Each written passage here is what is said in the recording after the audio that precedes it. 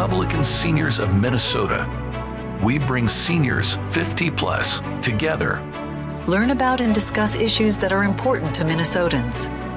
Hear from our elected officials and experts on public policy.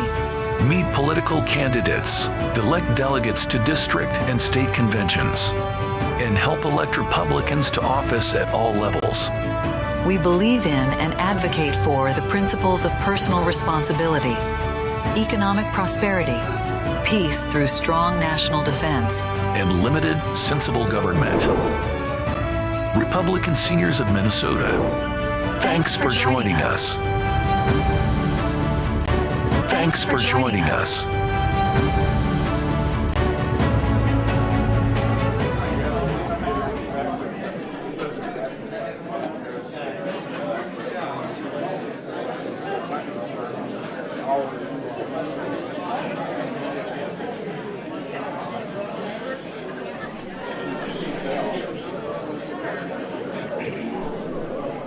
Hello, hello, hello, hello.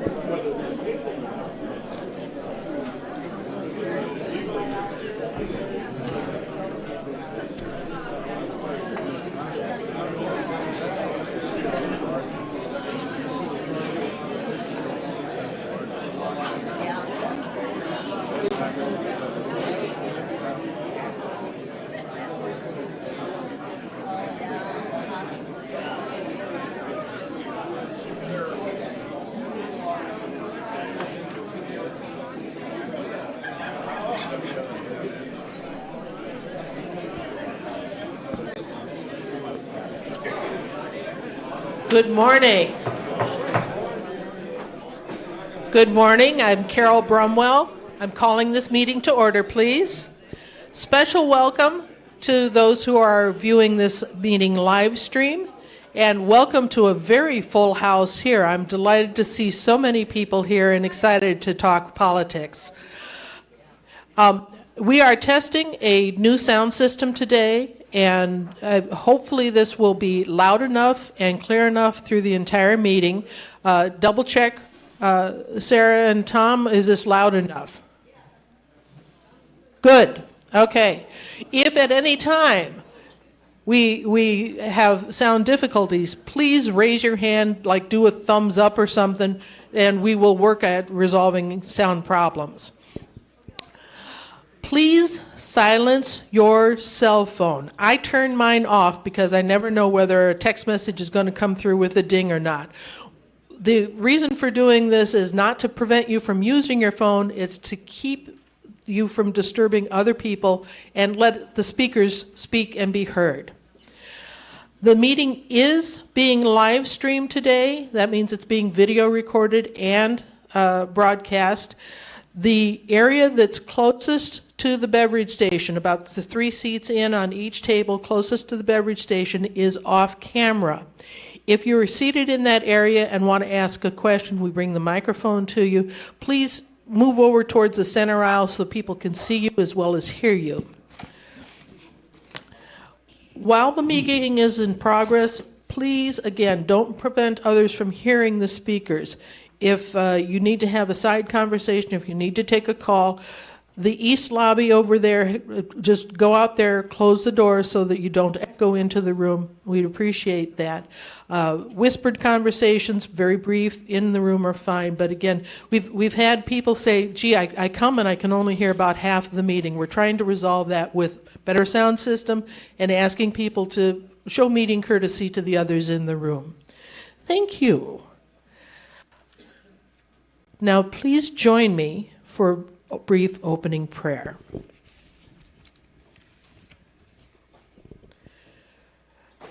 Gracious God, we thank you for this opportunity to gather for a meeting.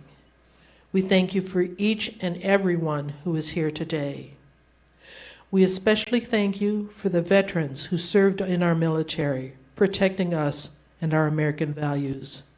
Be with each of them and their families in civilian life, and help them know our sincere gratitude. Please bless our speakers this day.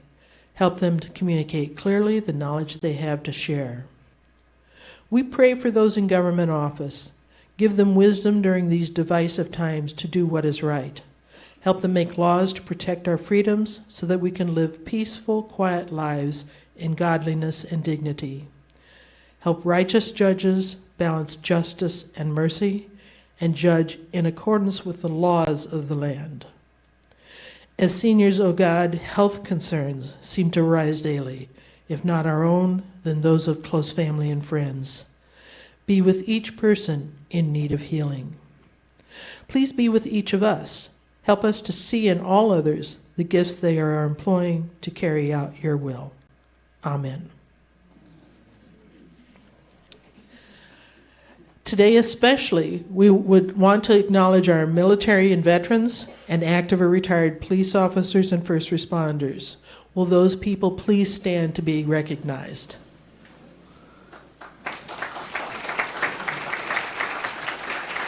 And remain standing. Will the rest of the crowd join you, and we will say our Pledge of Allegiance.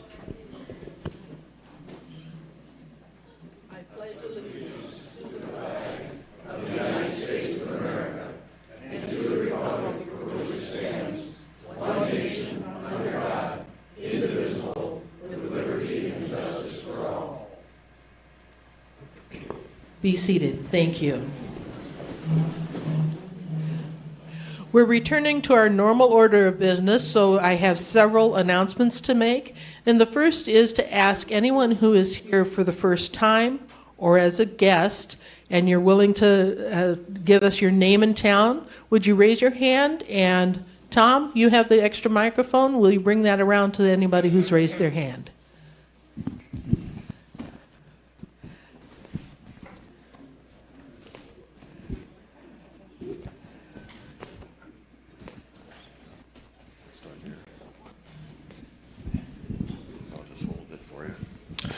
I'm Andrew Rowland, and this is my first time. I'm visiting from Apple Valley. I live just south of here.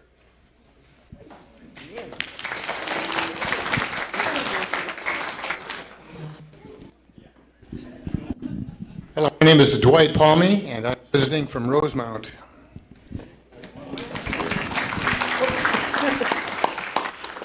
We'll come back to you. I'm Steve Wiseman. I'm from Eden Prairie, and I just joined.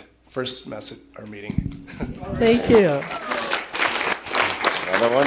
Tom, one more here.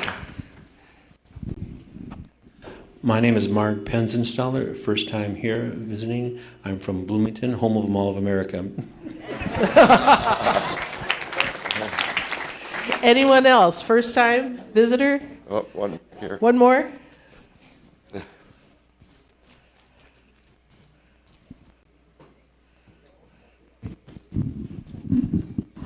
Lynn and Gloria Pearson, we're from Farmington. This is our first meeting. Thank you. A quick reminder, check in with your own Senate district this month.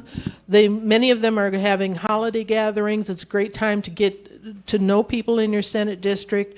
Start getting involved. We're going to need all hands on deck for the 2024 elections. MNGOP has a list of Senate district websites and contact information. If you don't know your Senate district, they have information there at the mngop.org site on how to find it. If you live in Eagan, Mendota, or Mendota Heights, listen up, there's a special election December 5th for your Minnesota House of Representatives District 50B. There's a primary now on that's deciding which DFL candidate will run against the lone Republican on the ballot. The Republican's name is Cynthia Lonquist. Her website is cynthia4mnhouse.com. I have more information up here at the front from MNGOP about this election. And included in there is a reminder that you do not need to live in that district to volunteer or provide funds for that election. So there's information there about how to do either one. As I announced last month, MNGOP is looking for a few good volunteers, still looking for a Friday phone call person and who could be consistently there. They are also third Thursday of every month looking for 8 or more volunteers to help with mailing. This information is up here. They do want people to sign up ahead of time for that mailing volunteering, and for the phone, I can take your name and pass it along to them. They will contact you. The third Thursdays that are coming up is this Thursday, November 16th, then December 21st, and January 18th. So if you have availability to volunteer, and that office is in Edina, so it's very close here. For a future spotlight of members videos, we are wanting to feature a roundtable discussion among military wives.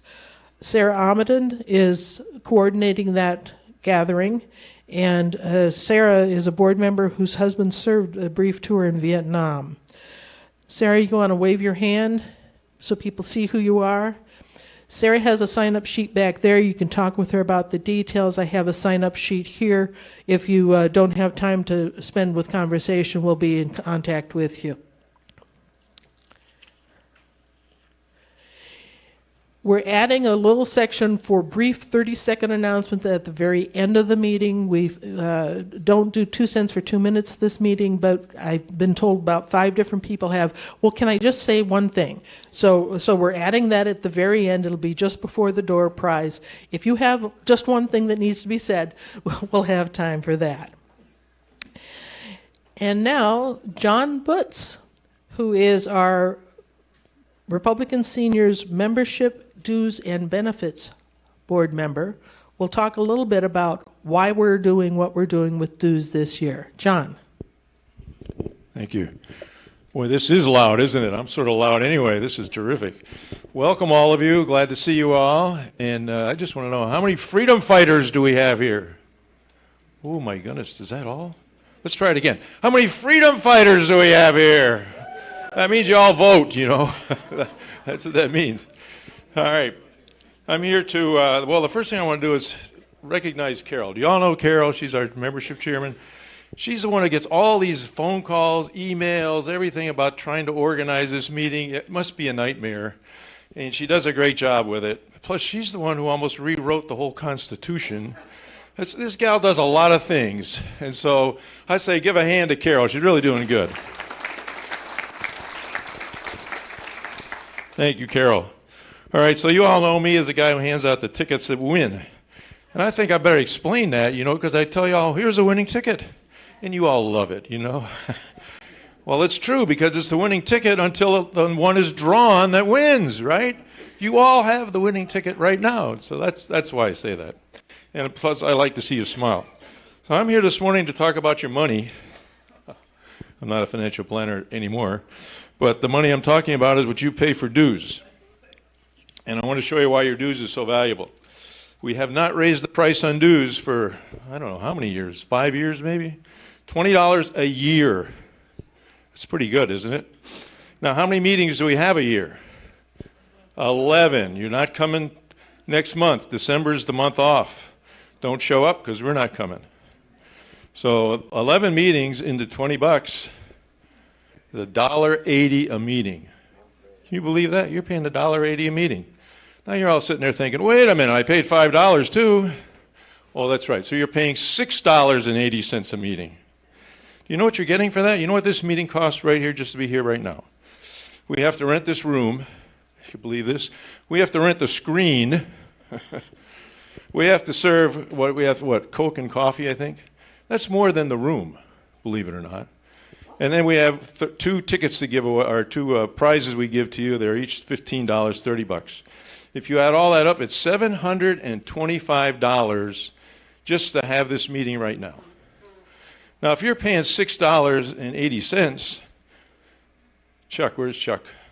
Chuck, how many are here? 111. Do you know what? We covered the cost of the room. The cost of the room with the screen, with the prizes, with the food, is you have to have 107 members here. Well, we beat it, right? But you think that's not the only cost we have. Like I'm looking right now to buy some more of these. They call them rack cards. These are really good. This sums up everything about our club. It's like a summary if you give it to a new person. You should be having 3 or 4 of these in the back seat of your car.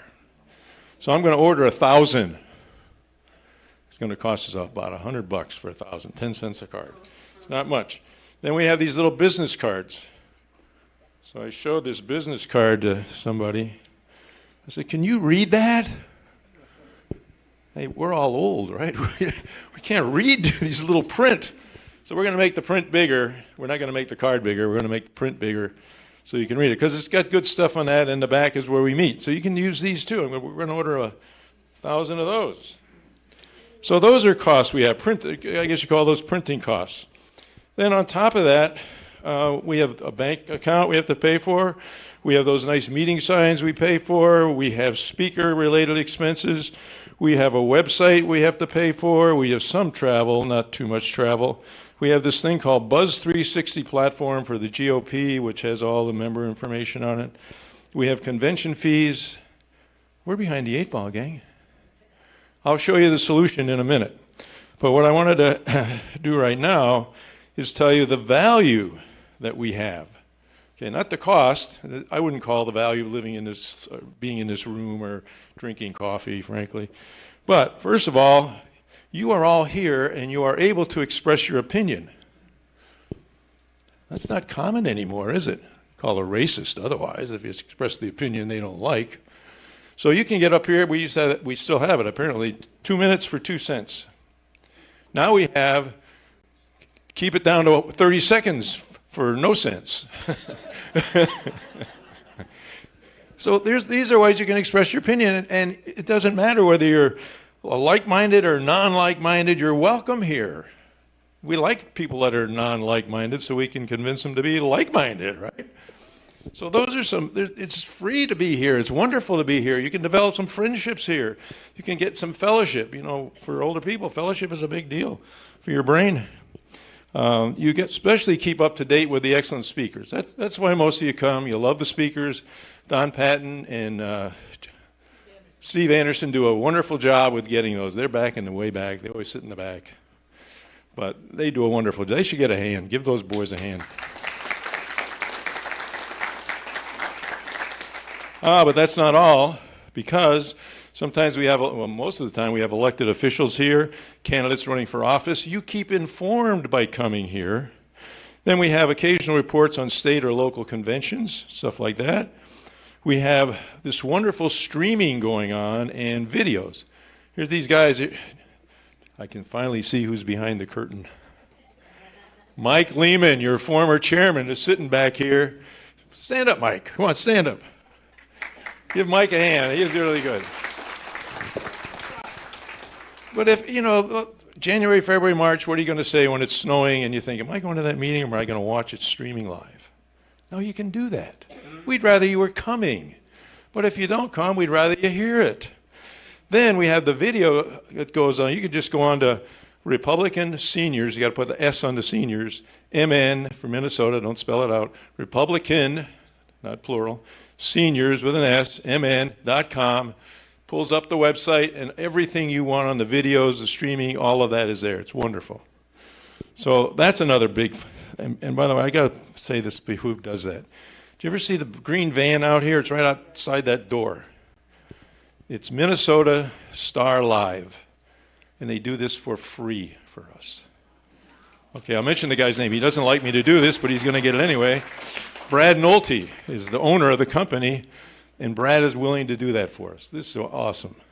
Now we have to expand it a little bit to outlying towns and organizations, because then they can watch our speakers. They don't come here. They're too far away. Okay, so the streaming is pretty good. And then there's the last thing. Free parking. You get that too. So you get all those things bundled into one for $6.80 a month. I think that's pretty good. But what if we don't have 107 people here? We're losing money. So what are we going to do if we lose money? Here's what you guys have to do. It's real simple, isn't it? Bring another member. Thank you, new members, for coming. Steve, new member. I happen to know Steve.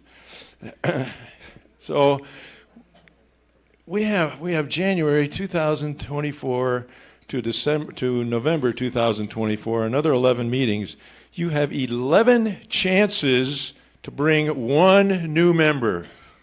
Is that too hard? If it doesn't work in January, do it in February. If it doesn't work in February, do it in April. We have 11 opportunities for every one of us to bring a new member and double this organization. Aren't there at least 200 people in the Twin Cities who are senior Republicans? There must be 20,000. I don't see it as a problem. We're going to do it. So I'm going to encourage you to do that, and here's how I'm going to do that. I'm going to give you a quote from a famous general who came from Kansas, who also was a president. You need another hint? First, most of you know, Dwight David Eisenhower.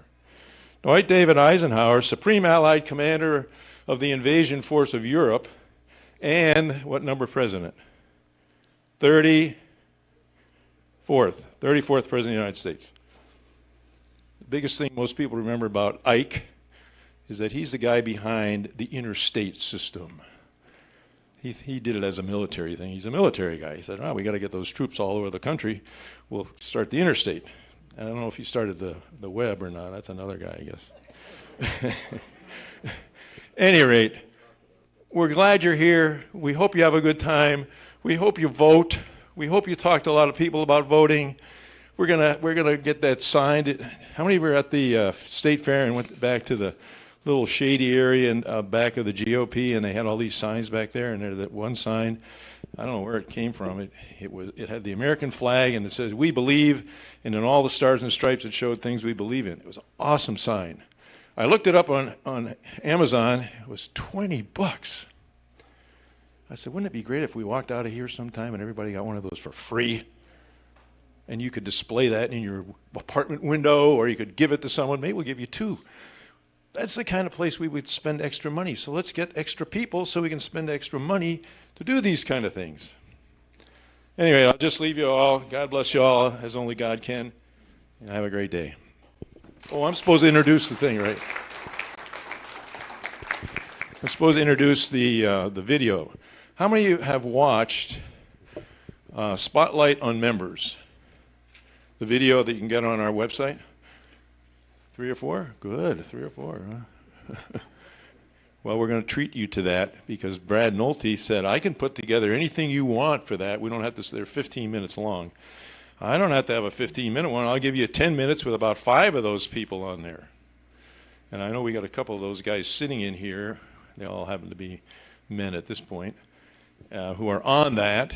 And I don't know if they're on this one, but you're going to get your money's worth for the screen right now. How's that? So here is, I think there's someone pushing the switch and someone dimming the lights. Is that right? Ready? Go. There it is.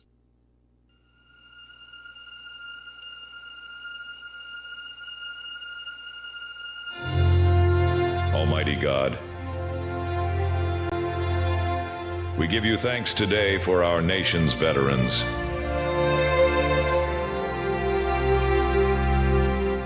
We honor them for their faithful service in defending and preserving our freedom.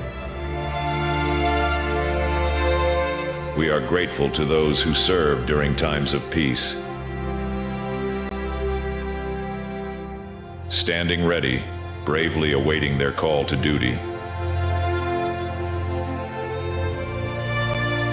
We are grateful to those who serve during times of unrest,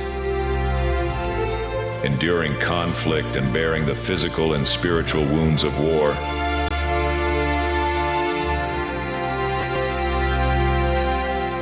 We ask that you bless them, heal their wounds, and give them peace. We thank you, God, for all our veterans, those of generations past and present. May we never forget what our country has asked of them and what they have given in return.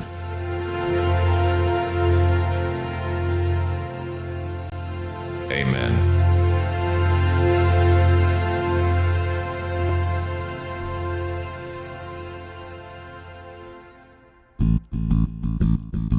Every Republican senior has a life story worth telling. In particular, those who served our country in the armed forces, and those who retired from a career in law enforcement, firefighting, and helping to save lives as EMTs. It is our honor to recognize these Republican seniors of Minnesota with our Spotlights on Members webpage, where you can watch video profiles featuring several retired military veterans telling their stories, plus one unique person telling his story of escape from the Middle East. Here are some brief highlights from each profile.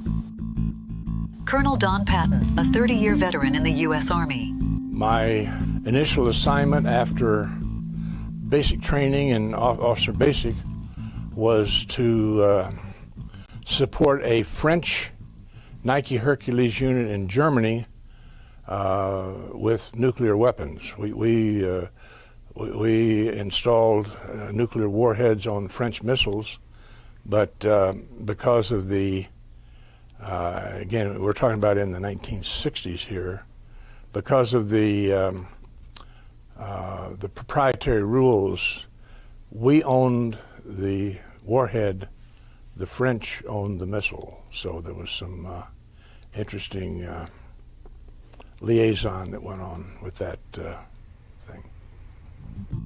Specialist Third Class, Bob McGinnis, U.S. Army. They went down and said, you're a driver, you're a gunner, you're an assistant driver, you're a loader, and I ended up to be a tank driver. So within 2 weeks of being in the Army, I was driving a tank. So where was the basic training? Well, there wasn't any. Operating this tank, it didn't take long for me to learn how to do it. And in the evening, we would do basic training things.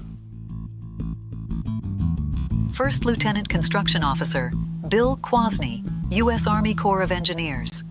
But the reality of Vietnam, at least for me, didn't set in yet until, and I distinctly remember this, one day in November 1965, our military history class was at 7 a.m. So a group of us in Advanced Corps, we came in for the military history class, and the captain teaching it said, gentlemen, it has started. And that was the morning that the 1st Air Cavalry went on shore to Vietnam into the Battle of the Ya Drang Valley. And all of a sudden the reality of it hit. We're going to be graduating in another couple of months, and then the reality set in that this is no longer just an academic pursuit here. This is the reality of what we're going to be doing. And so I just say at Fort Belvoir then, we were being trained as combat engineers. And one thing we were told, like the combat engineers in Vietnam, be the ones who go in and blow out the jungles so the helicopters come in and land. Specialist Fourth Class, Ken Slindy, U.S. Army.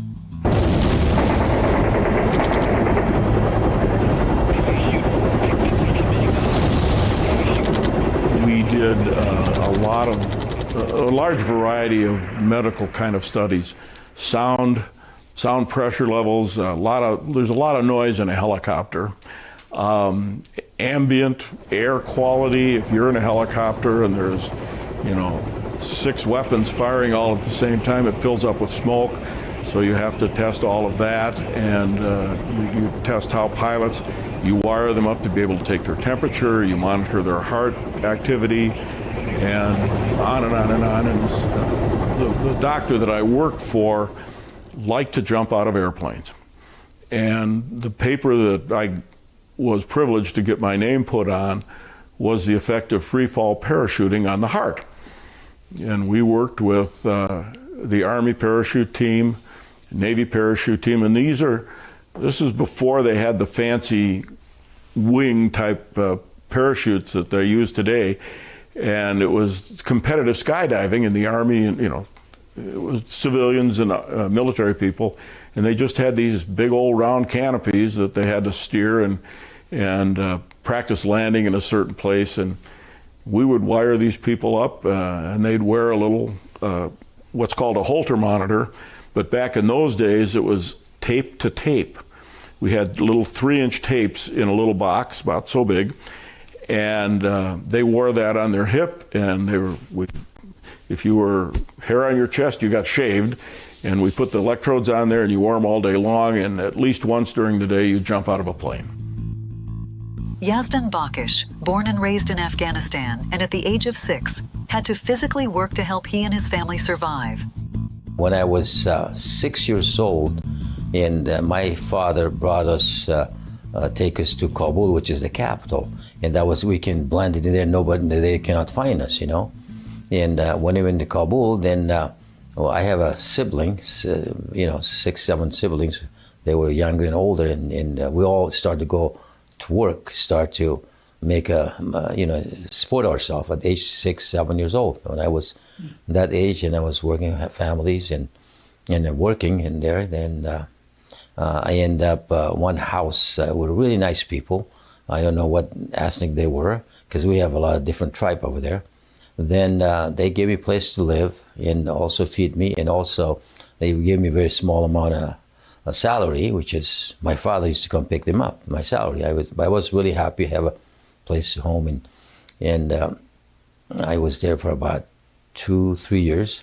Then they took me to a movie, Persian movie, Iranian movie, and I saw it was really free over there.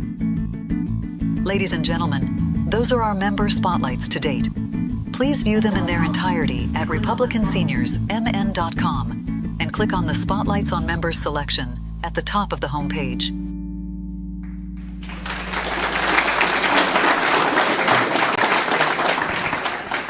We're so pleased to be able to offer those member spotlights as well as our monthly meeting highlights. And now, I want to welcome our featured speaker, Bonnie Gasper from Child Protection League. Bonnie will be speaking about the cultural Marxist revolution in America. Bonnie Gasper is Vice Chair and Communications Director of the Child Protection League. Prior to CPL, she served many years in Bible Study Fellowship as board member on the Southwest Christian High School Building Committee and a school board member of the Spiritual Life Committee at Chapel Hill Academy, and numerous volunteer roles, she says, that included being a real soccer mom.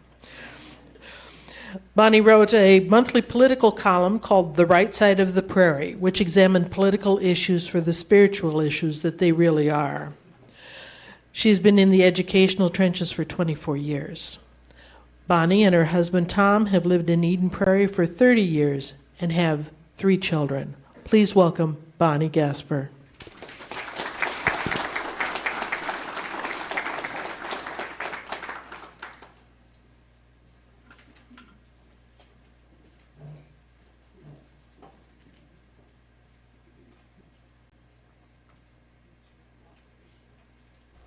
There we go. Can you hear me? All right.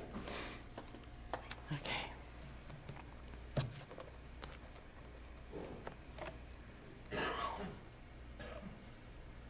Let's see here. Oops. Okay. My readers, pardon me. Have graduated to those.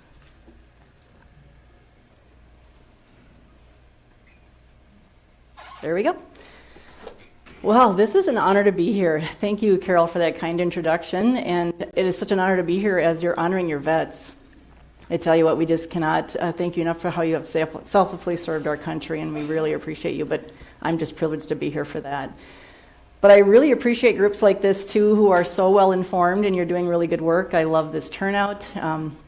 Obviously, you're engaged. We have a lot to cover today, so I think we're just going to get right to it, because it was kind of a challenge to attempt to summarize cultural Marxism in 20 minutes and how it's overtaken America. But I want us all to hopefully understand that we really are in the midst of a cultural revolution. And right now, unfortunately, we're kind of losing because most Americans don't know that we are in this war, much less how do we take back this ground that we've lost. In fact, most of people outside circles like ours look pretty much like this, especially our younger generation. They're pretty oblivious to the speeding train that's coming down upon them. They've been conditioned, right, to be content, self-absorbed, narcissistic. But the truth is, however, that it doesn't require everyone to win this fight. It just requires some who are indefatigable, relentless, and resolute, because some inspire many. And I really believe that we are that some. So today we're just going to discuss how the cultural Marxists are accomplishing this cultural revolution, and it's being destroyed by the very things the Marxists are telling us are virtues. Tolerance, inclusion, equity, diversity, right? These are all euphemistic buzzwords and concepts that sound like wonderful and great goals, but like that famous line from that camp favorite of mine, The Princess Bride, I hope you've all seen that. It's actually really good. But when Inigo Montoya says of Vizzini, I do not think that word means what you think it means, that's really true. The words diversity, equity, inclusion, tolerance, they don't mean what we think they mean. Because the Marxists have filtered all of these words through the Marxist lens of equity, which is social, racial, political, and economic equity. And it only works one way. It only goes one direction. So they don't mean tolerance and equality or opportunity or acceptance for all of us, just for some. And we're not that some. So it brings me to a little bit of background. If you're not familiar with my organization, Child Protection League, we're a nonprofit as well. We're all volunteers. I totally understand the need for funds because none of us take a salary, and we rely on donations from generous folks like you. But we were founded in 2013 to defeat the Safe and Supportive Schools Act, which we renamed the Bullying Bill. Now, this bill was strategically sold to the public under the guise of stopping bullying against marginalized people. But we recognized the law, or in this law, it was using new language and words that were twisted, meanings that were going to be codified into law that would eventually carry consequences for violating them. So unfortunately, our legislature passed it. And as a result, the bill established a huge new bureaucracy that's relentless in codifying into practice and laws the things that we're fighting today. So the first thing it did was it identified gender non-conforming people as oppressed, who required special protections. It identified normative heterosexuality, in other words, they call it the binary today, as an oppressive belief system. It mandated school instruction in gender ideology. It ultimately was going to enforce compelled speech, and it was totally undermining parental rights. But this bill was really a sophisticated example of what we're going to be talking about today. The Cultural Revolution, and specifically the Cultural Revolution in our schools, which is designed to capture our children and transform our culture. So when you visit our site, this is our landing page. Our mission is to promote the welfare of children and protect them from exploitation, violence, and indoctrination. And we do that basically by following cultural trends, public policy, legislation, education, curriculum, and then we make those issues and concerns, we try to break them down and make them understandable for parents and the public. So we really try to just kind of pull back the curtain and define the terms. But I would call these 6 areas our primary areas of focus. Now, we have a lot of longer presentations that detail the history of how Marxism has infiltrated our schools and our culture, who those change agents were, and you can find them on our Rumble channel. A really good one to watch is The Raging War on Kids. It's about an hour long, but it's got some good information in it. But today we're going to focus on just some of their primary tactics. And I'm going to cheat a little bit here too. Since there's so much to cover, I'm going to kind of give you all the bad news in the first 20 minutes, and then during Q&A we'll talk about some of the good stuff, okay? So just hang in there with me. It's not going to be all doom and gloom. But first let's understand the primary goal of the Marxists. It really is simply destabilization. Their goal is to stabilize what we believe about our country, about our history, our heritage, and the truth. And we see this everywhere right now, even in the pro-Hamas rallies that are going on. But their primary target is destabilizing the family by destabilizing the most fundamental aspect of one's identity and its gender. And now we're going to focus on gender not because we have some kind of obsession with it, but it's because the Marxists do. They totally understand that destabilizing and disrupting male and female distinctions are really disorienting for children. But it's central to their plan, because it accomplishes 3 of their primary goals: destruction of the family, creating false truths by rejecting absolute truth, and their total hatred for God and religion. So they've long targeted the traditional family for destruction because culture flows downstream from the family unit. Because families are aware of values, attitudes, beliefs, right? These are all taught and shaped and formed here. That's where a sense of value, right and wrong, are established. Security, goals, all of those things. Families are really the incubators. I think the word bubble is fine. It's where we allow how much of the outside influence is allowed in to get into affect our family. So when the family's destabilized, something else swoops in to fill those gaps, and the children become really exposed and vulnerable targets. That's because they're like wet cement. Whatever lands on them sticks. So think for a moment then, when their understanding of biology and family is redefined into whatever you can make up, think about the kids who arrive in kindergarten. They're secure and comfortable in their identity. Suddenly they're told boys can become girls and girls can change into boys. And they have to call Sam Samantha next week and not ask any questions or have boys in their bathrooms. I mean, all of this inflicts immense psychological harm to everyone, the whole classroom. Not only the gender-confused child who's affirmed in their delusion, but for the rest of the class because they're forced to lie about what they can see with their own eyes. So today's classroom, then they have to go along to avoid punishment or exclusion because remember again, the inclusion works only one way. And eventually it all wears the child down. Eventually the words and the thoughts that everyone is using become part of their lexicon, and it begins to change how they think.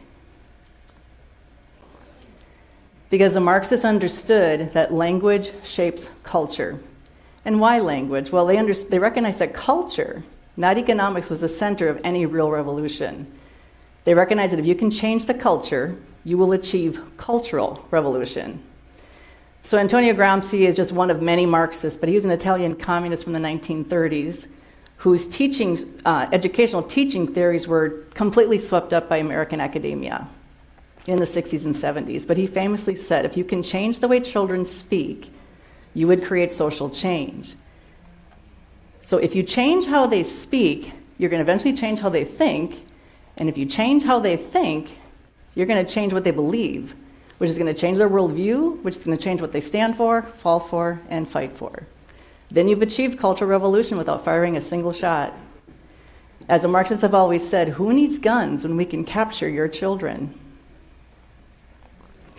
But their key strategies were these: to deconstruct the language, find your own truth, create a group conscious, which means you just divide along race, economics, and then you assign power to those groups, and then you sexualize the kids. That was a fundamental goal, or strategy, I should say. Thus, they started their plan then to destroy America from within over 70 years ago. A lot of people are shocked to hear that, but this started a long time ago. They began their long march through all of our institutions. They set out to destroy Western civilization by taking over education, media, business, government, even medicine, all the mountains that influence culture today. And who populates those positions of influence today, right? It's people who have marinated in this kind of teaching their whole life. So the last man standing, so to speak, really is the family, which is why children and parents are the only thing we have left, really, to stop the revolution. Because they know, again, that families are the foundation of any civilization. So when families and culture become dysfunctional, the whole foundation for peace, prosperity, and hope crumbles. The whole foundation for stabilization has been destabilized. So the sexualization of children began incrementally at first. It was really kind of, promiscuity, then homosexuality, then women's lib and abortion rights, which really hardened children to the value of life. Now it's morphed into complete nonsense being taught as fact. Preschoolers come to school now and learn that gender was assigned at birth. So as we get older, boys can change into girls and girls can change into boys. Men can even have babies. I mean, of course, right? They're taught that people can be no gender at all, or that they can just create one out of thin air. Their personal reality is not based upon biology, but upon what they are feeling moment by moment. So facts have been traded for feelings. And again, since the Marxists don't believe in absolute truth, and I think it's an interesting concept to discuss with the Marxists, actually, because isn't truth what is true by definition, whether you believe it or not? Truth is what's actually true. It's actually called reality. But in the Marxist worldview, everyone can hold a competing truth and still somehow claim they're both somehow true. But again, that's because Marxist thought teaches that personal opinions have suddenly become personal truths.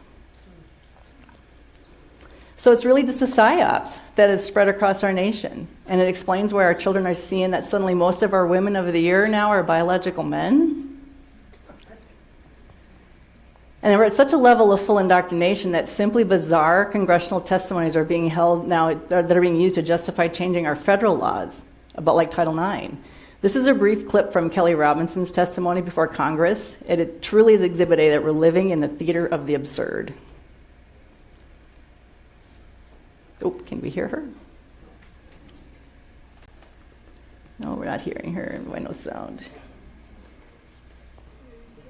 1 second. Maybe it's my volume. Okay. I didn't test my sound. That was one thing I didn't look at.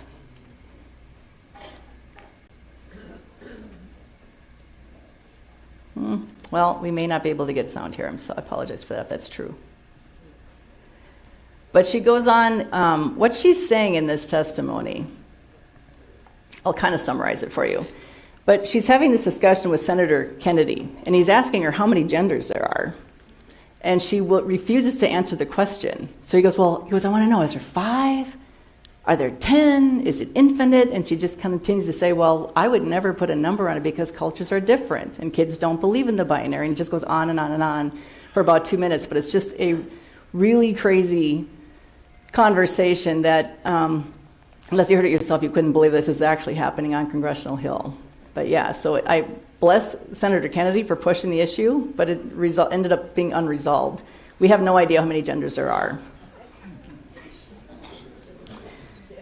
So remember the Safe and Supportive Schools Act that I mentioned in the beginning? One of those key components in that law was that schools were required to teach social emotional learning, or in other words, it's called SEL. In fact, in Minnesota, we were one of a handful of model states for this new curriculum. Now, we're going to take a quick look at the SEL because it really is the mothership of all that's rotten in Denmark. Remember all this emphasis on gender, sexual orientation, and power groups? Well, SEL has totally traded academic learning and facts for psychosocial pedagogies and ideologies that are immersed in subjective feelings and emotions. It's all immersed in diversity, equity, and inclusion. Everything is taught through the lens of equity, every single thing. So under the guise of social and emotional competencies then, SEL brings critical race theory, gender theory, queer theory, equity, all of this stuff directly into the classroom. And it's all woke, and it's hidden all behind these innocuous sounding words and goals which don't think what we think they mean. In fact, a lot of parents would really embrace it. And another interesting aside, last I checked, SEL had about $15 billion in federal funds allocated alone for implementation across the US. I don't think you can convince me that it costs $15 billion to teach kids self-control, responsible decision-making, empathy, and relationship skills. I think we did that for free at home, around the table, right? But that's because SEL requires a whole apparatus. It's an entire infrastructure, because it requires counselors, DEI trainers, instructors, cultural competency trainers, new teacher licensing rules, mitigation plans, mental health supports, curriculum, surveys, databases, data mining. All of this stuff is necessary for SEL, because what they're trying to do is transform the attitudes, values, and beliefs of every child in the classroom, and it must be in every subject at every grade level. So SEL then is the tool the Marxists are using to achieve goal number 2, which is transformation for the cultural revolution. And it actually does cost a lot to indoctrinate every child. I mean, it's really hard work to break them down and rebuild them back into the Marxist revolutionaries that they want. But it's total indoctrination hiding behind words that most parents would wholeheartedly support. So it's really a sophisticated example of deconstructed language, and parents really are being deceived. And because the process of transforming the child creates massive cognitive dissonance, SEL is built upon something called the MTSS, or the multi-tiered system of supports. This is the assumption that all children have universally experienced some kind of trauma in their life, some level of trauma. And I would have to say probably most of them have by preschool when they suddenly learn that men can be chest feeders. But I digress. But every child is screened and assessed to determine if they're tier 1, 2, or 3. So the tier your child is placed in is going to dictate the degree or level of interventions and mitigations that's necessary to make them more socially aware, more responsible, and relational. And just to prove to you that SEL is not operating in some kind of vacuum or isolation, in obscure school districts. I took a screenshot of just some schools all around our country. They all pretty much look the same. Even our little Montessori school has an MTSS system of supports. But the assessments and data mining are incredibly massive and intrusive. Here's just a small sampling of common questionnaires and surveys that are used for SEL data collection. These are in a lot of our schools. They're used to create a digital file on your child that's going to follow them throughout their entire education. Now, many of these surveys are also brought to them using third-party NGOs. And I think a really fair question to ask is, who else is getting that information? How is it going to be used against your child, and what's it being used for? But I don't know if you can see all of these, but they come under safe-sounding names like self-efficiency scale, or well-being indicator tool, or a student survey, or a youth measure, or emotions rating scale. They spend a lot of the class day data mining our kids. And unless the kids tell their parents, parents have no idea what's being asked on these surveys. Now, this was a morality survey that was given in September to a 9th grade Spanish class in Mankato. And we know of one major metro district that used it as well. There were 36 questions, and I'm just going to share with you a couple of those questions on this survey. Some of it's a little bit shocking. First question, is it okay if a brother and sister decide that they want to sleep with each other just once to see what it would be like? Is it okay for a man to order a custom-built sex doll designed to look just like his niece? Is it okay for a woman to tell her date she's on the pill when she isn't? And is it okay to serve dog meat to children? So I have a question. What on earth are they trying to discover with a survey like that? It was actually sold, or I should say, presented to the kids as how they answer these questions is going to say which political party you most align with. So I thought, well, maybe the answer is obvious then, I don't know. I wonder which party that would be. I don't think it's any of us. But many parents still think SEL is not in their school because they've asked. They say, I want to see the SEL curriculum. They say, well, we don't have it. We don't have anything called that. Well, that's actually not how it operates because it's packaged under different names and it uses specific methods. It's more of a methodology.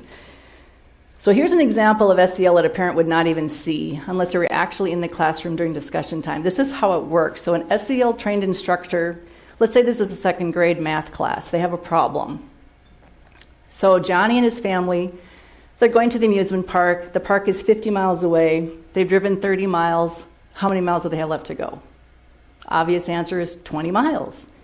Well, the teacher then is supposed to dig a little deeper and stratify the kids to get to some 2nd level conversations. So one of the questions might be, well, how many of you have actually been to an amusement park? If some say, well, we can't afford it, then the conversation becomes something about, well, what do we do about the haves and have-nots? Should we make amusement parks free?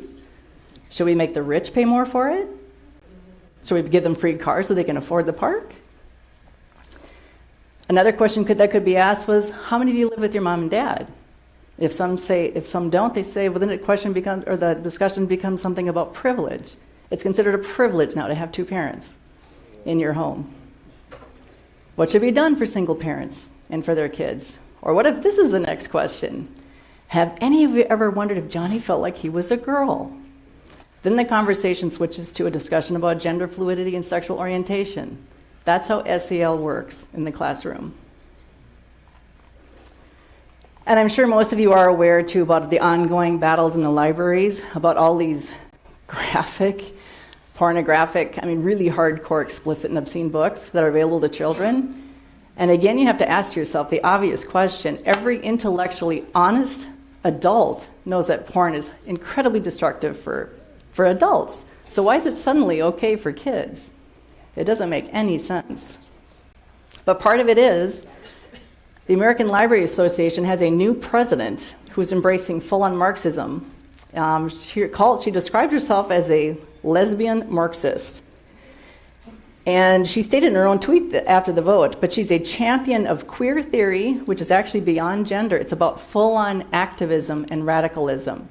Because in their world now, queer, by definition, is whatever is at odds with the normal, the legitimate, or the dominant.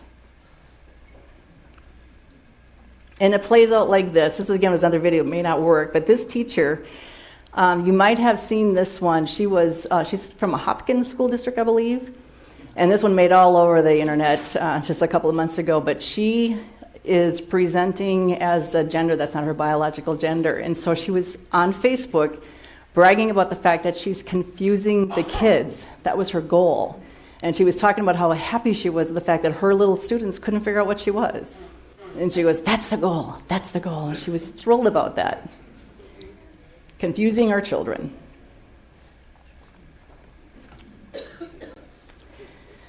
So this is why then our preschoolers and kinders are reading things now in school like the gay BCs, and A is for activists. Because all of this is designed to do what? It's all designed for revolution. You know the answer for this. It's a cultural Marxists are after our kids by sexualizing them, confusing them, and indoctrinating them. Because what they ultimately want are predictable, controllable Marxists who will champion the very things that will destroy their freedom in their own country. So I'd say we're not going to allow that to happen, not on my watch anyway. I don't want to have any regrets when I look back on these times, and I don't want to say that I should have, could have, would have.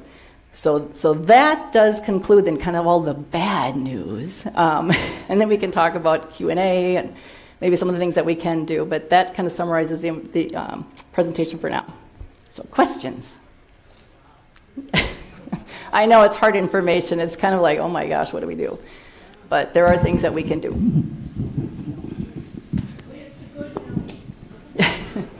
Question?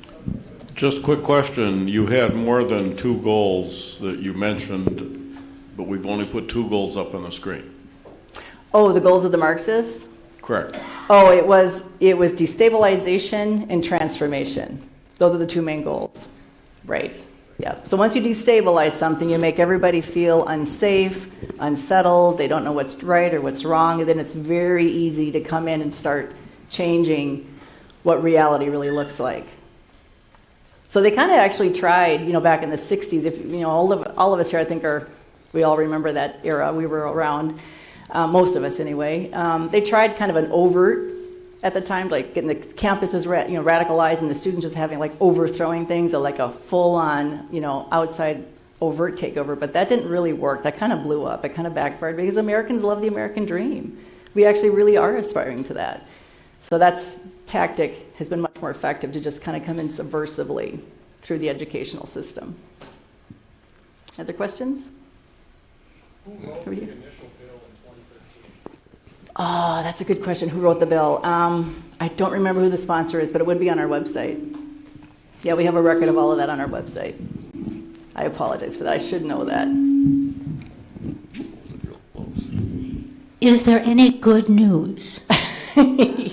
Yes, there is good news. One of the funniest things, well, I shouldn't say funny because it was a tough time for our country, but when COVID hit and everything shut down, all of a sudden 55 million children were being homeschooled. We were like thrilled because we thought, okay, parents are going to finally see what's coming into the classroom, what's coming across the Chromebooks, their laptops, all this kind of stuff. And a lot of that did happen. If you've been following it at all, homeschooling is way up. Public school enrollment has dropped considerably. Parents are running for school boards now. They're opposing these pornographic books. I mean, there's a lot of engagement on the parent level. And we just have a long ways to go because it was kind of a late awakening, but that's been really, really good. And I think just when I listen to the news, we've been talking about cultural Marxism for a long time. I hear it all the time now. I mean, people I think are finally understanding, wait a minute, I think something is going on. And I think it's more than just protest. There's something subversive going on. And so if you listen to the news and a lot of commentators, a lot of influencers, a lot of people with bigger platforms than us, they're talking about the same thing we are, which we're thrilled about. Because we just need more people to know.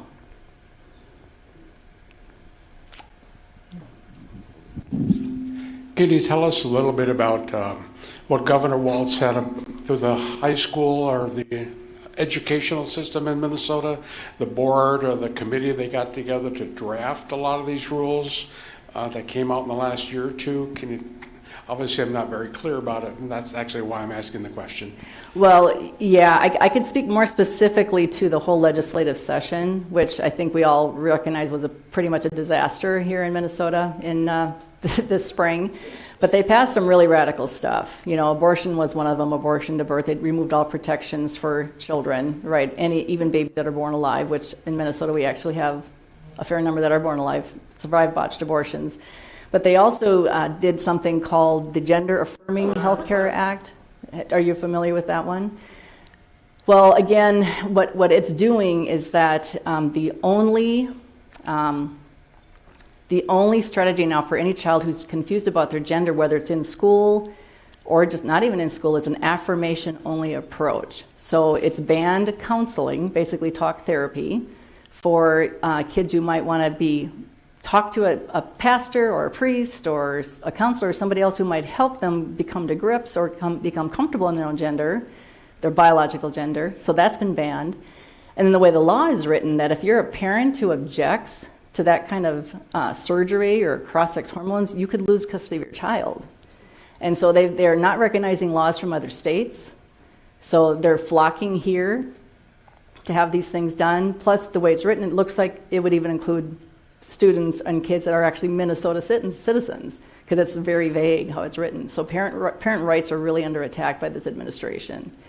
And they use, and that whole gender affirming healthcare thing is another grand euphemism, because first of all, when you think about it, teaching kids in school or the culture that it's gender affirming to mutilate perfectly healthy bodies, I don't think that's healthcare, and it's not gender affirming, because you're really trying to help them pursue something that they can't possibly do.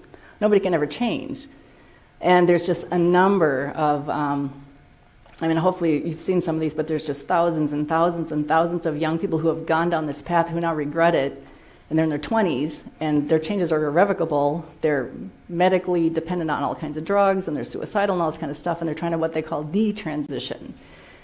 And I was listening to a podcast just the other day, and it was a young woman from Minnesota who was on it, and their website right now has 57,000 followers on her the detransition website. So there's a lot of kids who are really hurting.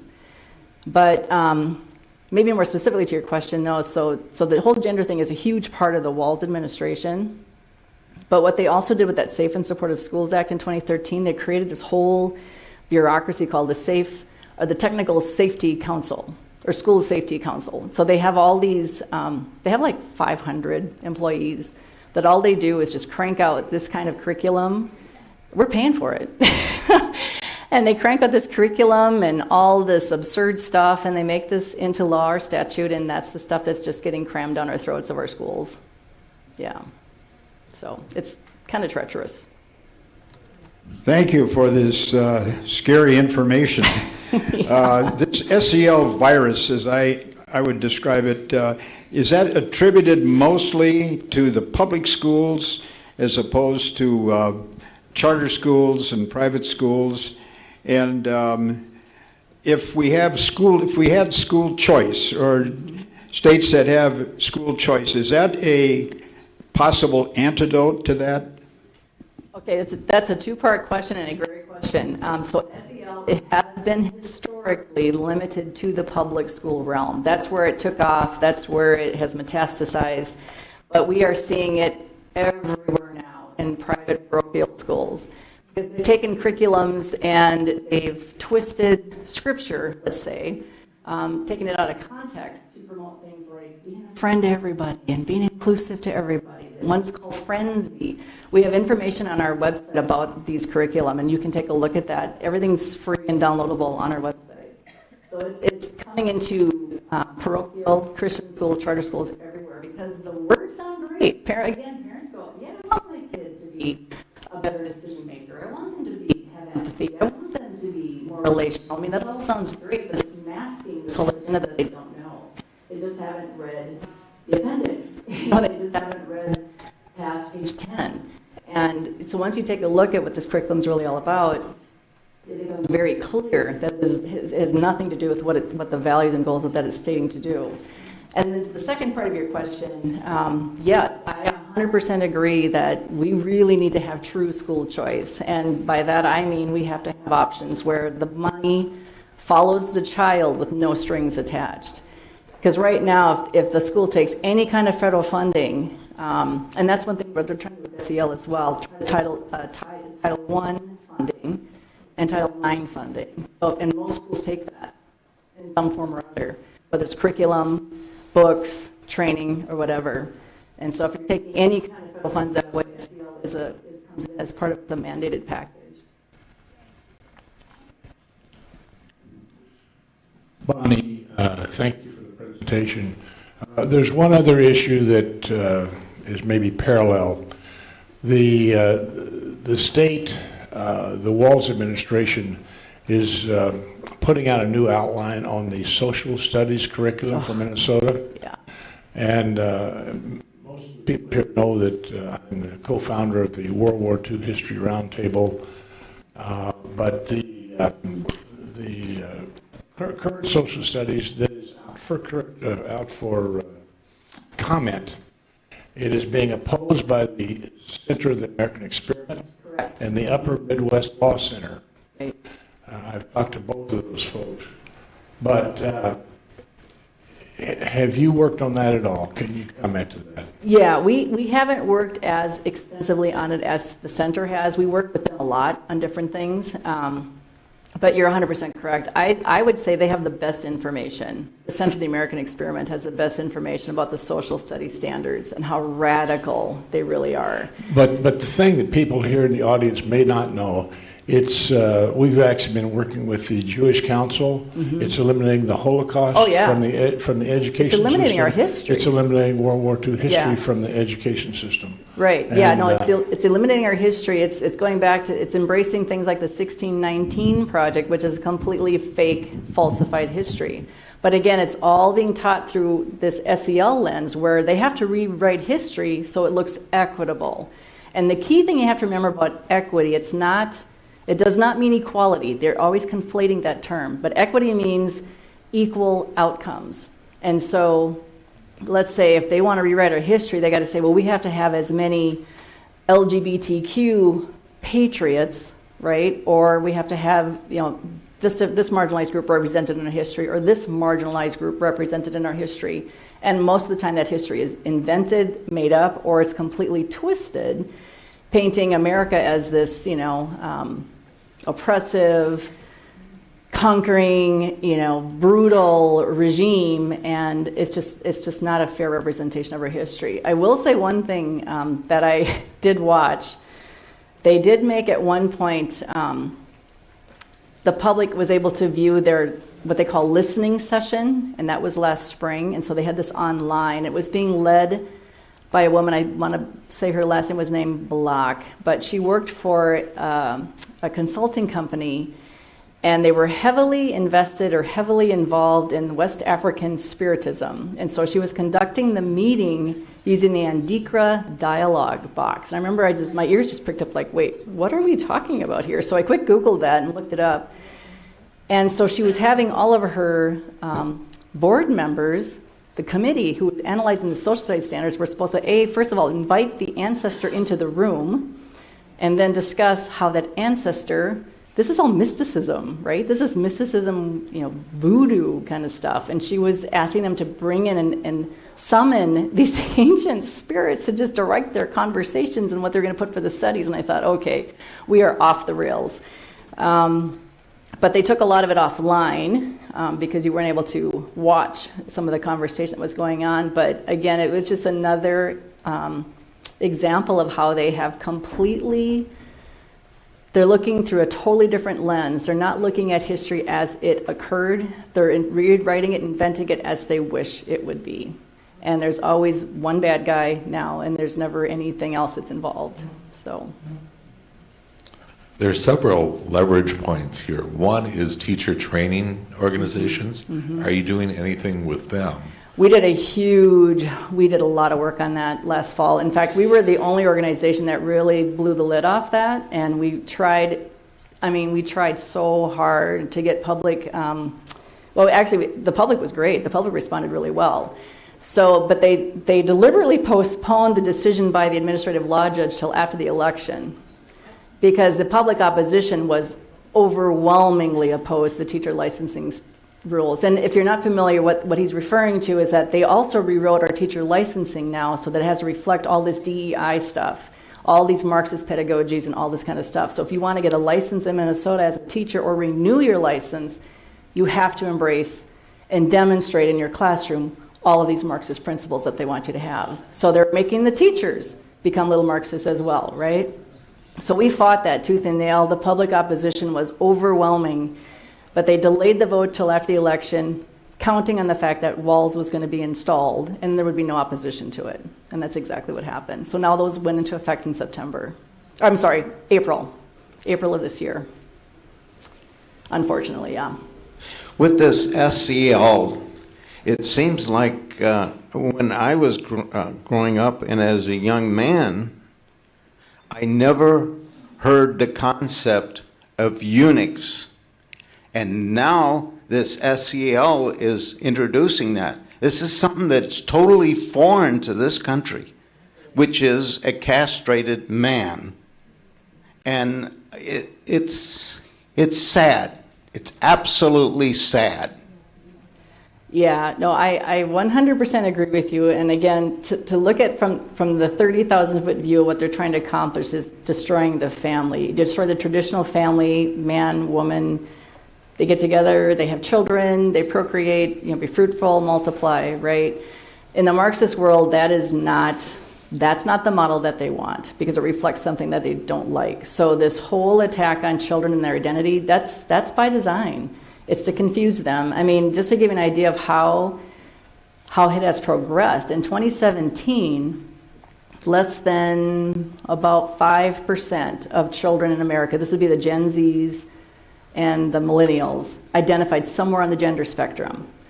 As of March of this year, almost 40% of kids claim they're somewhere on the gender spectrum. It's been so successful. They call it a social contagion, and I think that's actually true what it is, because you have to remember, too, who's being celebrated in the classroom right now. And when you're a young, vulnerable, puberty kid, right, you want to fit in. If you're straight, white, male, oh my gosh, forget it. You have committed the unpardonable sin of being a white, straight male. There's nothing you can do about that, much less a white, straight girl. But who's being celebrated are the trans, are the confused, are the binary, non-binary, asexual, the two spirits, the furries, all that kind of stuff. They're the ones that get all the attention, all the protection. You're so brave, you're so courageous.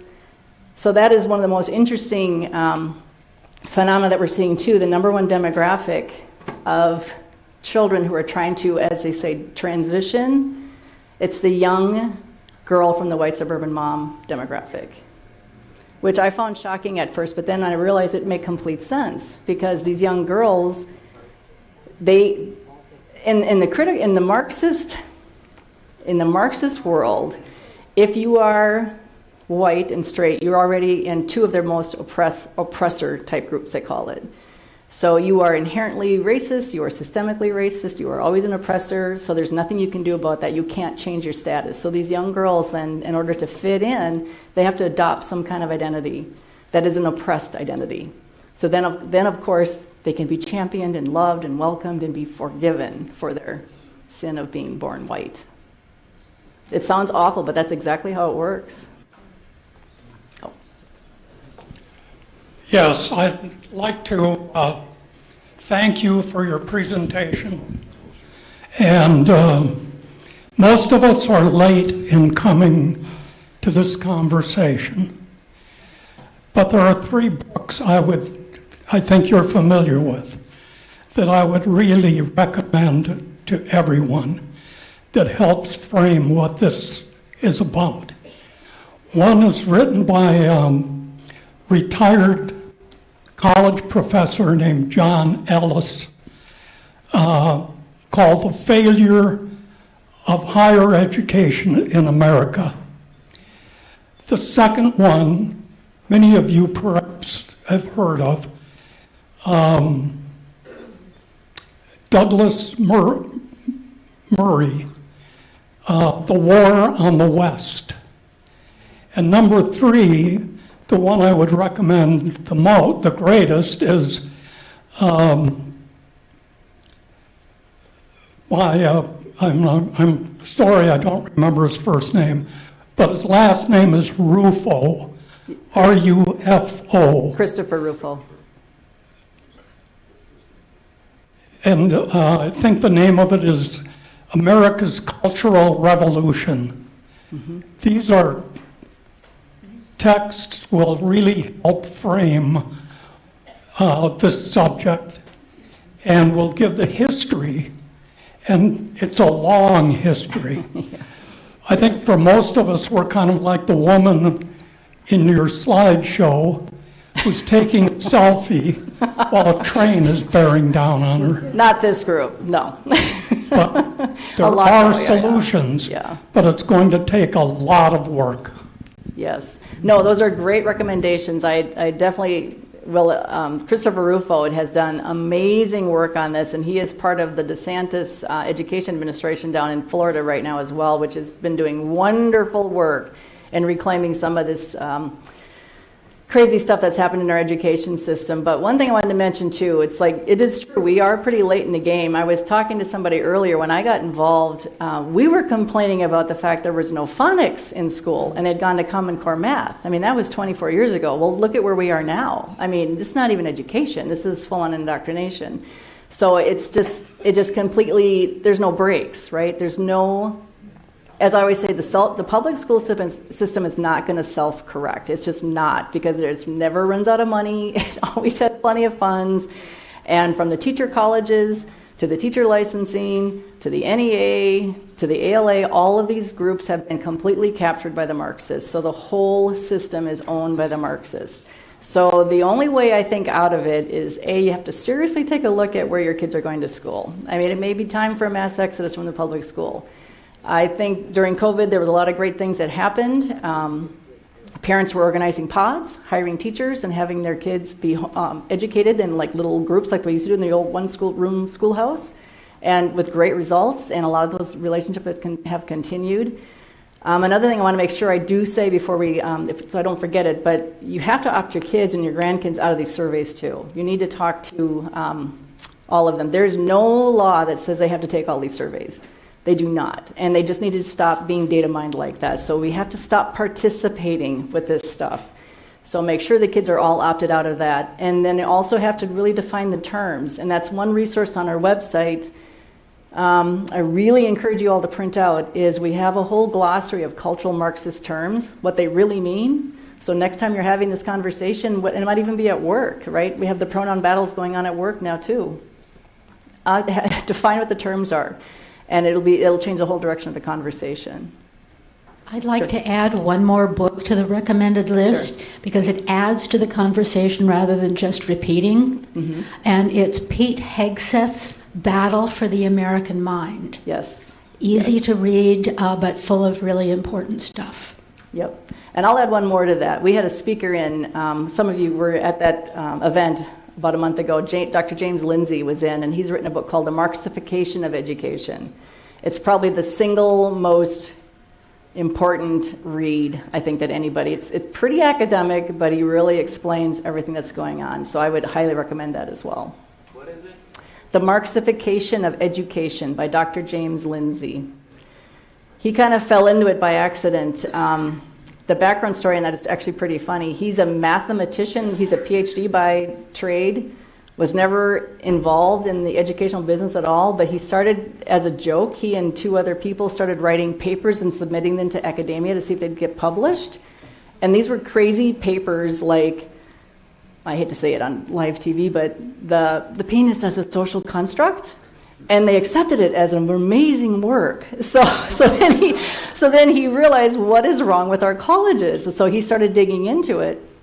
And it's become now his life's calling is to just expose what's going on. He's done so much research on the cultural Marxists and what they've done. He's dug all the way back even to the Mao, the Red Guard, all this kind of stuff. It's just, his work is really incredible. So I highly recommend him. One last. Go ahead, Tom. Tell us where our churches are in all of this, and do any of them openly support your organization? I personally have a few churches that support what we do. I've been invited to speak many times. But it's not the kind of welcome that there's most of the churches we do not, because the public school system is a bit of a sacred cow yet. And I get that. There's a lot of great teachers in our public school system, and they're doing their very best. We want to support them. We want to help them. We really want to encourage them. But we also know that a lot of the more traditional teachers are realizing it's getting really, really impossible almost to operate in this environment because they're silenced and censored and, they're kicked out, they're disciplined or whatever. If you haven't seen Trapped Chaos in the Classroom by Alpha Nude's Sheila Qualls series, highly recommend that. That's all Minnesota schools. She did you've seen it. It is so eye-opening, and she interviews students, administrators, teachers, everything, and she doesn't leave any stone unturned, and they're excellent, very well done. They're little 30-minute podcasts. She did 5 of them last year in one series, and she started her second series this year. They're also accessible on our website. We fully support that work. But she's exposed what's going on in the public school system, and I personally am I guess for lack of a better word, very disappointed that our churches are not more vocal about this. I would really like to see churches do a lot of what John MacArthur has done in California in his church. During COVID, they started a school and they made it a part-time option. So then the parents could be part-time homeschoolers as well as be part-time with a curriculum that is actually factual, that's actually academic, actually liberal arts. And it was so popular they had to start 2 of them. And he has a huge congregation. So I would love to see churches do more of that, really come alongside parents and support them in educational choices that are not public school systems, and really embrace that, the teaching that's scriptural, that parents should be their chief educators of their children. So hopefully that answered your question. I don't want to name names, but yeah. Thank you so much, Bonnie. Oh, you're welcome. I appreciate your wisdom and your response to the answers. Cool.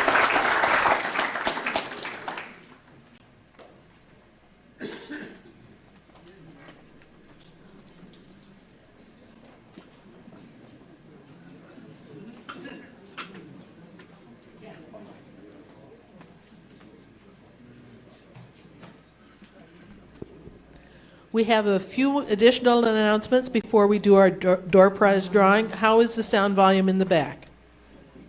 Okay.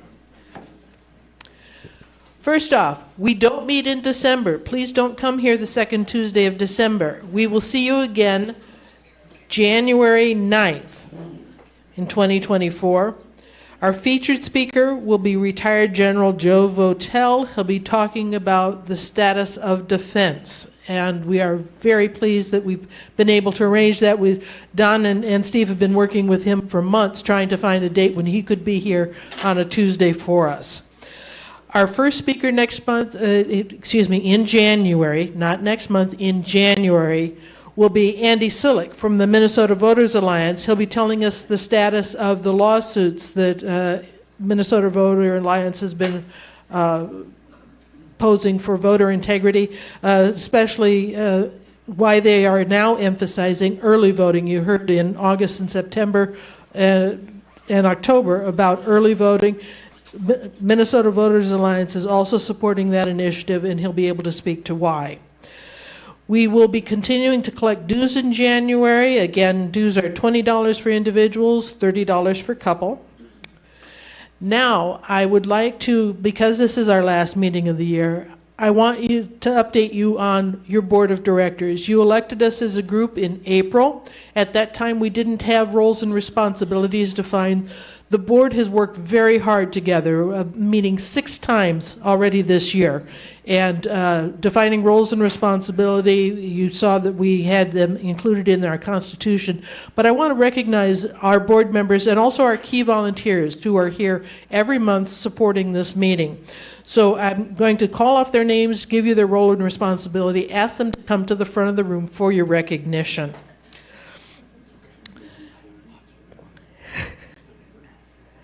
Our speakers team, Steve Anderson and former board member Don Patton. Don, are you still here? I know Steve had to leave early. Don, come on up to the front so people can see your face.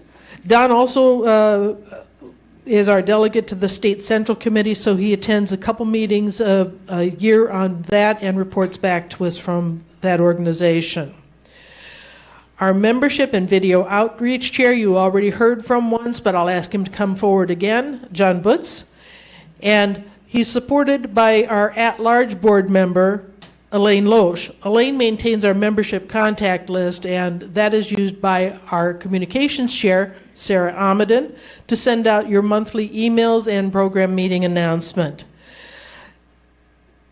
In the video realm, Mike Lehman, who we had stand up here, and Tom Spitznagel, come on up, Tom, worked very hard early this year to get the video processes defined and working.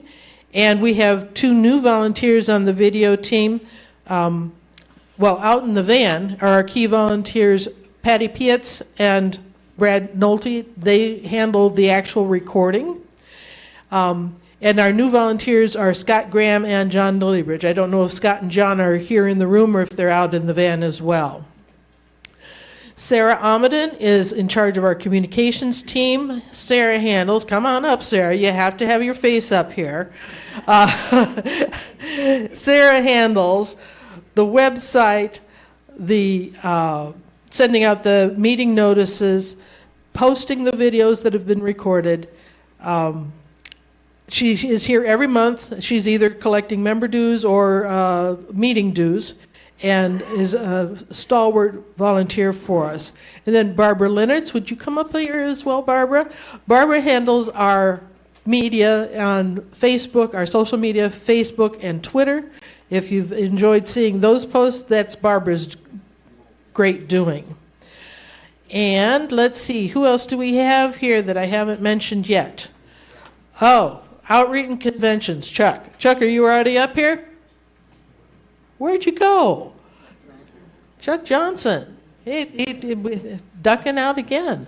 No, Chuck is one of those people that covers everything. He hands you your badge when you come in. He makes sure that there is a badge for new members. He also covers soup to nuts when we have, there he is, Chuck. Come on up to the front of the room. He handles going to conventions, all of the congressional district conventions, as many of the Senate district conventions as he can get to, representing Republican seniors, encouraging people to join us, hearing about the meetings. What? Yeah, I'm getting there.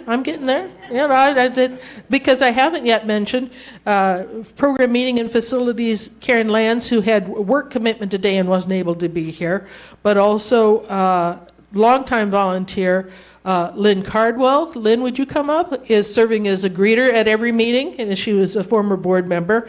And Pam Spitznagel, who you see every meeting back there taking meeting dues, meeting fees.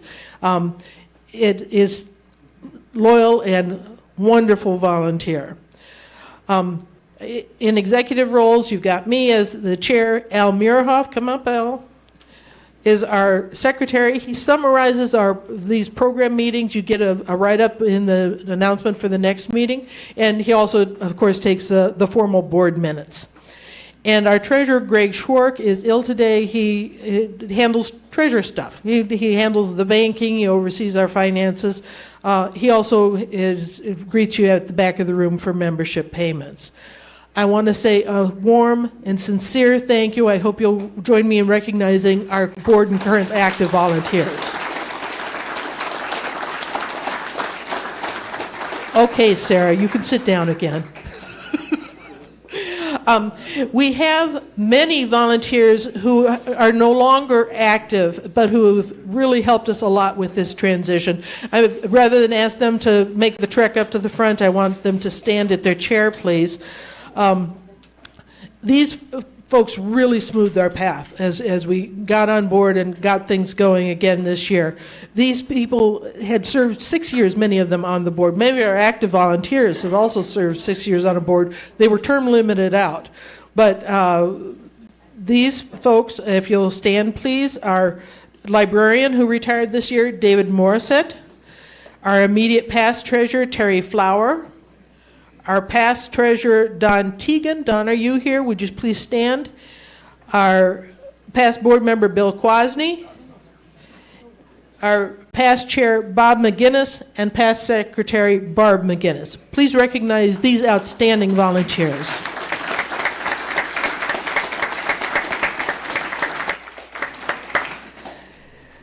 Thank you. Now remember to tell a friend or neighbor about this organization. The rec card that is in front of you is yours to take and pass along to someone. The process of getting new members at our organization, word of mouth, that's what works. We've tried other methods, word of mouth. They trust you, they know that you enjoy the meetings, that you enjoy the camaraderie of these events, and we'd like to have them join us as well. More information about all those announcements that we rattled off early in the meeting are up here at the front table. And now, what 30-second announcements do we have? Raise your hand. Mike, you had one. I have,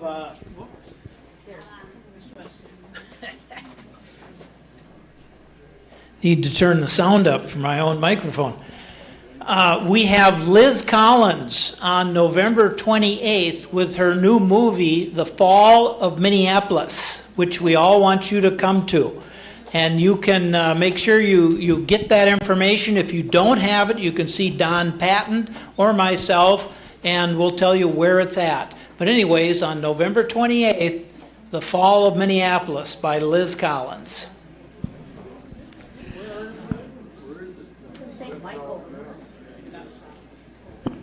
It's at St. Michael's. Where is that? In Victoria or something? It's way out west. I know that. It's out west at St. Michael's Event Center or something like that.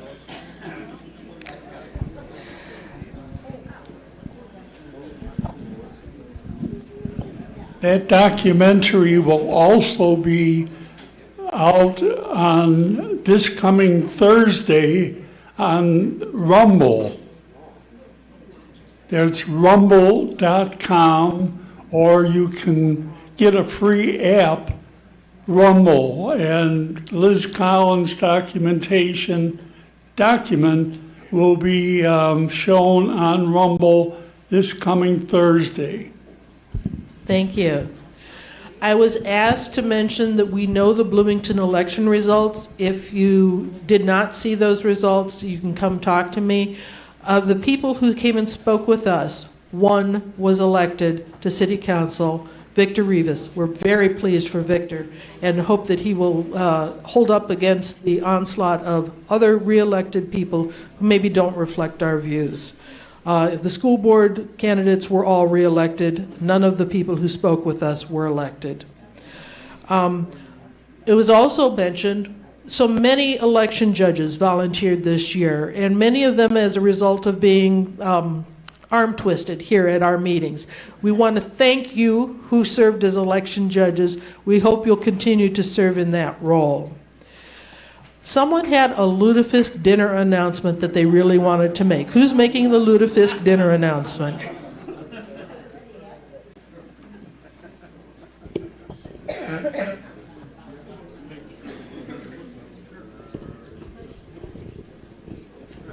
I just want to bring everybody's attention that on Friday, December 1st, the 93rd Lutefisk dinner is going to be held at the Mount Olivet Church.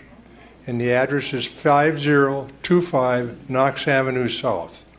And the dinner is served from 3 to 7, and the cost is $25. And like I said, it's the 93rd Lutefisk dinner, and it's been known to cure a lot of ailing and health benefits. It's been known to improve dementia, amnesia, Parkinson's.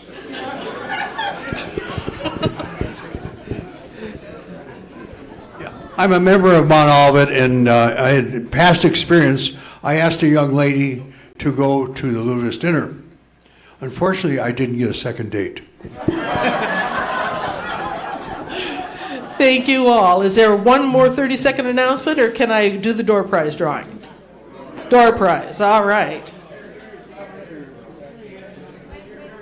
Whoa, one more?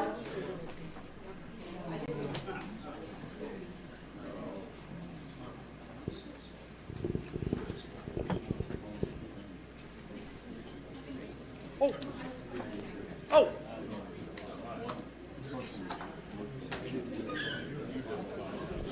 Thank you, Carol. Folks, I just wanted to remind you that November is also Thanksgiving. And with Thanksgiving, we give Abraham Lincoln credit for started it. He proclaimed it to be a day that even during the Civil War. That was in 1963. But there is a Minnesota connection. It affects all of us. 1863. Yeah. Well, but just earlier than that, in 1860, Alexander Ramsey, who was governor at the time, proclaimed the day of Thursday, the 29th of November, as a day to be thankful for all that we have. But both Lincoln and Ramsey said to not only give thanks, but to give praise as well. Thank you so much, Terry. Now we'll do a door prize drawing.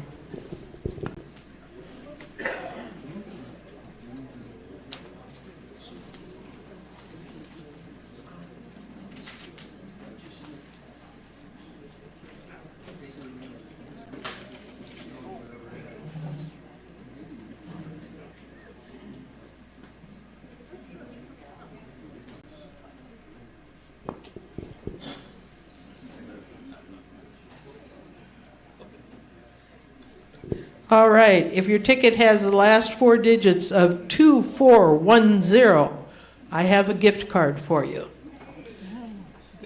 All right, come on up.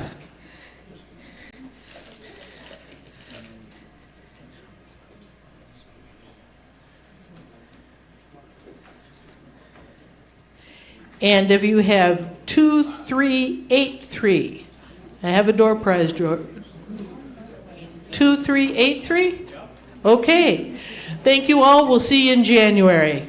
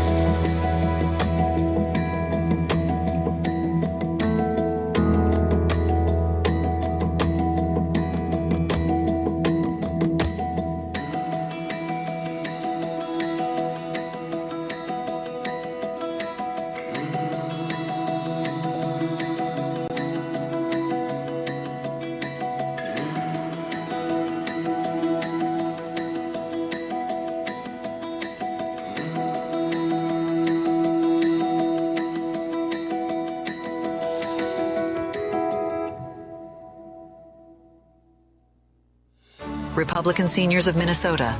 For more information, please visit republicanseniorsmn.com. While visiting our website, you can click on the Video tab to watch videos of past meetings. Also, look for other tabs that bring you to our live player and other special video programs. Or on YouTube, search for Republican Seniors of Minnesota.